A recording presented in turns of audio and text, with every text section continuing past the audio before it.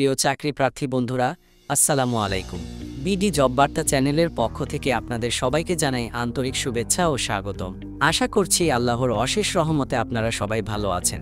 আজকের ভিডিওতে আমরা আলোচনা করব বাংলাদেশ সরকারের জ্বালানি ও খনিজ সম্পদ বিভাগের অধীনস্থ বাংলাদেশ পেট্রোলিয়াম কর্পোরেশন বিপিসি এর অঙ্গ প্রতিষ্ঠান এলপি গ্যাস লিমিটেড এলপিজিএল এ প্রকাশিত নতুন নিয়োগ বিজ্ঞপ্তি সম্পর্কে।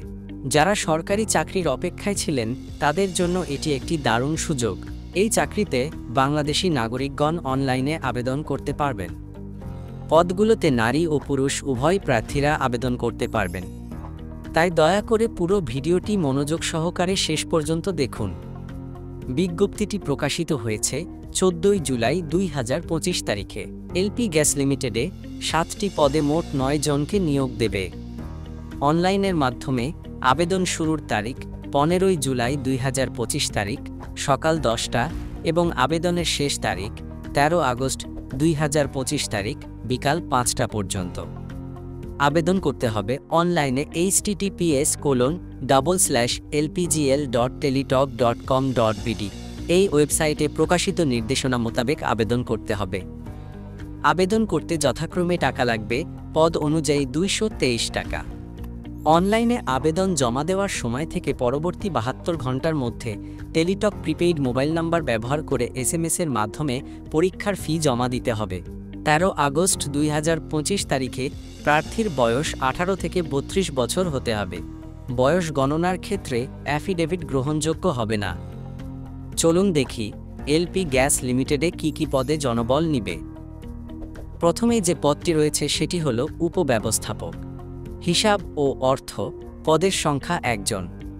শিক্ষাগত যোগ্যতা হল কোনো স্বীকৃত বিশ্ববিদ্যালয় হতে MBA বা MBM বা সমমানের ডিগ্রি পরীক্ষায় উত্তীর্ণ হতে হবে। যে কোনো সরকারি বা বেসরকারি প্রতিষ্ঠানে হিসাব অর্থ কর্মকর্তা হিসাবে 5 বছরের কাজের অভিজ্ঞতা থাকতে হবে। এরপর রয়েছে সহকারী ব্যবস্থাপক হিসাব ও অর্থ। পদের সংখ্যা 2 জন। শিক্ষাগত যোগ্যতা হল কোন স্বীকৃত বিশ্ববিদ্যালয় হতে MBA বা MBM বা সমমানের ডিগ্রি পরীক্ষায় উত্তীর্ণ হতে হবে। এরপর রয়েছে সহকারী ব্যবস্থাপক মানব সম্পদ ও লিগ্যাল। পদের সংখ্যা 1 জন।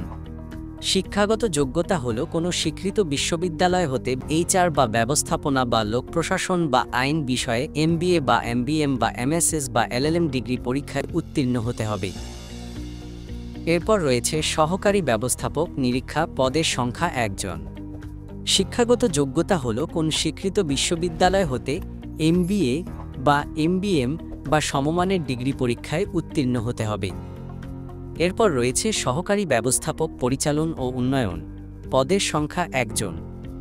শিক্ষাগত যোগ্যতা হল কোনো স্বীকৃত বিশ্ববিদ্যালয় হতে BSc ইন ইঞ্জিনিয়ারিং ডিগ্রি পরীক্ষায় উত্তীর্ণ হতে হবে। এরপর রয়েছে সহকারী ব্যবস্থাপক রক্ষণাবেক্ষণ ও সেফটি। পদের সংখ্যা 2 জন। শিক্ষাগত যোগ্যতা হল কোনো স্বীকৃত বিশ্ববিদ্যালয় হতে BSc ইন ইঞ্জিনিয়ারিং ডিগ্রি পরীক্ষায় উত্তীর্ণ হতে হবে। এরপর রয়েছে কনিষ্ঠ কর্মকর্তা মানব সম্পদ ও লিগ্যাল।